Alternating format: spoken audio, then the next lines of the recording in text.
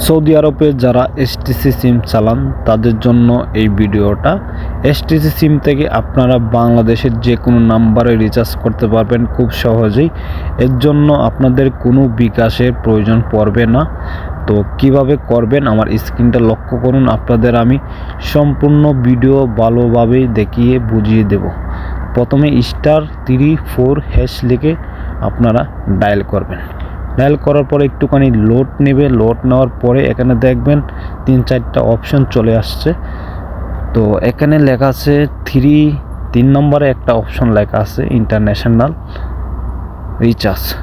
তো international recharge যেটা, এখানে আপনি নিচে দেখতে পারেন চার্জ বক্স। এখানে আপনারা শুধু 3 লিখে চার্জ দিবেন। হ্যাঁ, শুধু 3 লিখবেন, লিখে চার্জ দিবেন। তারপরে এখানে অপশনগুলো আসবে, দেখেন বিভিন্ন দেশের নাম এখানে শো করছে। আপনি যে দেশে থাকেন, বাংলাদেশে রিচার্জ যেহেতু করব, তো 1, 2, 3 নম্বরে আছে বাংলাদেশ। তো বাংলাদেশে রিচার্জ করার জন্য আপনি নিচে দেখছেন চার্জ বক্স, এখানে গিয়ে আপনারা শুধু 3 লিখবেন। শুধু 3 লিখে আপনারা চার্জ করবেন। চার্জ করার পরে আপনাদের সামনে কিছু অপশন চলে আসবে, দেখতে পারবেন রিচার্জ করার জন্য কয় টাকা রিচার্জ করবেন বিস্তারিত এখানে সব কিছু দেওয়া আছে। 100 টাকা, 200 টাকা, 300 টাকা, 500 টাকা পর্যন্ত আছে। তো 100 টাকা রিচার্জ করলে 1 নম্বরে, 200 টাকা রিচার্জ করলে 2 নম্বরে। আর আমি যত 100 টাকা রিচার্জ করে আপনাদের দেখাবো, এজন্য আমি 1 নম্বরে এখানে চার্জ বক্সে গিয়ে 1 লিখে চার্জ দেব। তো আমি 1 লিখব, 1 লিখে আমি এখানে চার্জ দেব। চার্জ দেওয়ার পরে একটা অপশন আসবে, এই অপশনে গিয়ে আপনারা দেখতে পাবেন, একটুখানি অপেক্ষা করেন। হ্যাঁ, দেখেন এই অপশনটা চলে আসছে।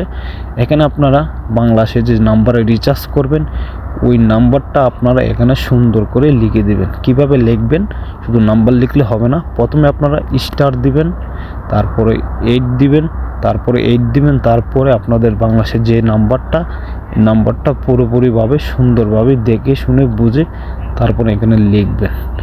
ওকে, এখানে লেখার পরে যেহেতু আমি রিচার্জ করব না, আমার কোনো প্রয়োজন নাই, আর এই নাম্বারটা আমি এমনিতে ওঠালাম আপনাদের দেখানোর জন্য, ঠিক আছে।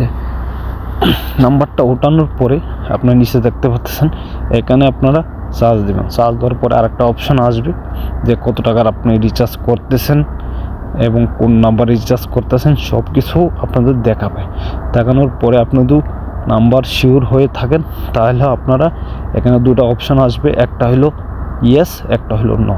যদি রিচার্জ করেন তাহলে ইয়েসে চাপ দিবেন, আর যদি রিচার্জ না করেন তাহলে নোতে চাপ দিবেন। যেহেতু আমি রিচার্জ করব না এই জন্য আমি এখানে আর কিছু লিখলাম না।